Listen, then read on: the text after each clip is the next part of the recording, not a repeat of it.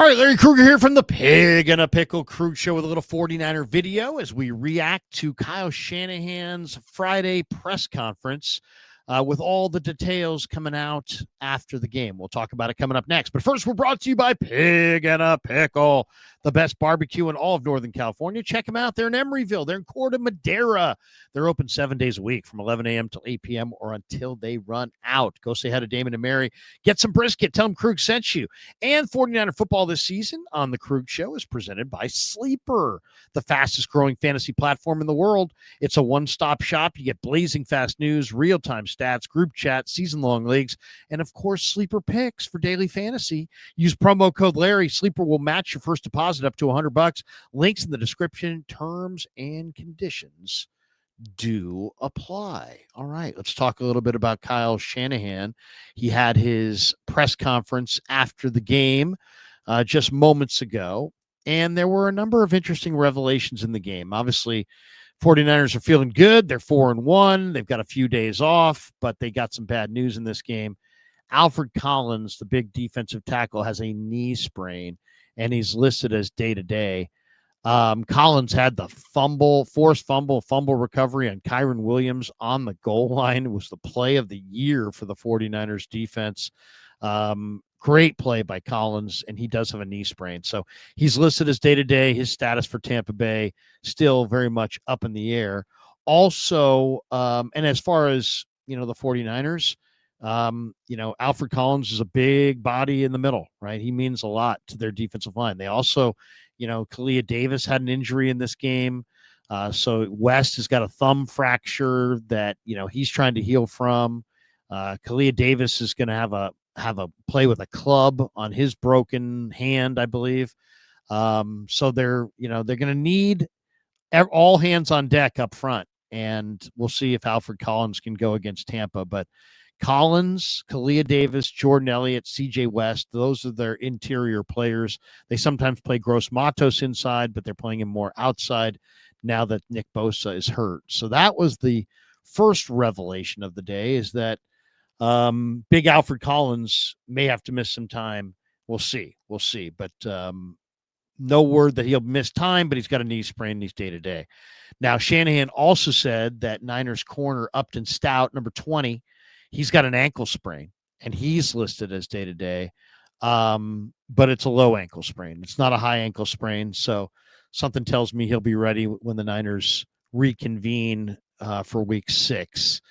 Also, and then that's a big one too, because, man, you can't replace Upton Stout. I mean, I know he's a young player, but, the Niners' top 3 corners are Renardo, Demo Lenore's their best corner. Then they have Renardo Green and Upton Stout.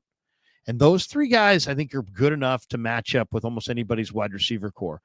But, man, there's a quick drop-off after that. I mean, then you're getting into the depth. And Chase Lucas, willing player, really good special teamer. He can make some plays, but he's inexperienced. Then you have Darrell Luter, who's a 5th round pick in the 2023 draft. He's got a lot of talent, big, rangy, very athletic, but also lacks some experience. So, and then, Pinnock, of course, has, college corner experience, but he's kind of graduated to the safety spot. So, the Niners may have to, they also have Eli Apple. Don't forget Eli Apple. He's on the practice squad. So that's always nice to have a veteran corner like Eli Apple on the practice squad. But you may see the Niners call Eli Apple off their practice squad for the Tampa game if indeed Upton Stout can't go. So that's something to watch. Also, George Kittle, according to Kyle Shanahan, is a long shot to have his practice window opened before the Buccaneers game. So a lot of people were thinking it was week 6 for George. It sounds like it might be more like week 7 or week 8. I think the following weeks are probably more likely that George returns than this week against Tampa. So, the thing with George is he's means so much to the 49er offense that you really don't want to take any gambles with him and his health. If he needs an extra week, give him an extra week. He plays a very physical brand of ball. and you just want to make sure that he's healthy. It's a hamstring; they can recur. If it's recurring, then you're going to be out for an extended period of time. So the Niners are going to have to lean on Jake Tongas and Luke Farrell, and maybe to a little bit of a lesser degree, Braden Willis, and maybe even to a degree, Kyle Juszczyk. Juszczyk can play tight end in a pinch. You've seen it. Tongas has already stepped in and shown that he's a well above average receiver. And Luke Farrell was signed in the offseason to, be a number 2 tight end. I think he's been a little disappointing. He doesn't have quite the run blocking numbers this year that you would think. He was kind of thought to be a really strong run blocker, but we haven't necessarily seen that. The 49ers have really struggled to get the run game going. I do think that the Niners, who average 2.2 a carry, will run the ball more effectively when they can get George Kittle back in the lineup. Kittle means that much to their rushing attack, and to not have him is absolutely a killer. I mean, that is a killer. Tongas is a good receiver. Farrell is supposed to be a good run blocker, but I don't think Tongas has given them a real lift as a receiver, but I don't think Farrell has given them what they're looking for as a run blocker. And they're going to have to solve this one because they need to run the ball. I mean, if you want Mac Jones to be upright, if you want Brock Purdy to be upright, if you want your quarterbacks to be healthy, if you want to make a playoff and a Super Bowl run, you have to run the ball better than the Niners have run the ball. It's too much a foundation of everything they do offensively. So they got to find a way to run the ball. Getting George back would help a ton, but it doesn't sound like it's going to be week 6. It sounds like it is going to be week 7. Week 7. And Kyle Shanahan also announced today the Niners are hoping to open the practice window for Malik Mustafa next week. Man, getting back number 6 would be absolutely incredible. Malik Mustafa is one of the great young players on the 49ers roster. He's a difference-making safety. I mean, he really does make a significant difference out there. You know where he's at. He's not just another guy on the field. He is a big-time hitter. Now, Siegel had 13 tackles in this last game, 7 solo, 1 pass defensed, and he had a big part in that 4th down run stuff of Kyron Williams that won the game. But, man, it would be really nice to have Mustafa out there because Mustafa is an intimidator. Mustafa's a thumper. I'm sure John Lynch loves Mustafa because John Lynch was a hell of a hitter.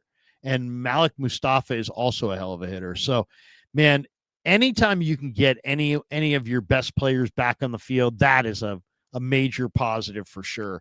But Malik Mustafa is that much more special. I mean, he really is. I mean, he's an intimidator. He's a tackler. He's a hitter. Everybody knows, keep your head on a swivel and don't forget where Malik Mustafa is lurking because he's looking to step up into the hole and just blow you up. And that level of physicality is always appreciated. So there you go. That was the good and the bad that came out of the Kyle press conference. Just to sum it up, Malik Mustafa is having his practice window open this week. George Kittle will not be back for the Buccaneers game. He might be back the week after. Upton Stout's got an ankle sprain, but it's a low ankle sprain, not a high ankle sprain, and he's listed as day-to-day. Alfred Collins has a knee sprain, and he also is listed as day-to-day. So, you got a pretty good feel right there for where the 49ers are at. A couple more injuries, but nothing crushing coming out of this game. It was good to hear that, that they don't, you never know. Anytime you have one of these, have a football game and you come back and you roll everybody back out, and you say, well, who's hurt? And inevitably, there's always somebody that you didn't even know about that suffered some injury.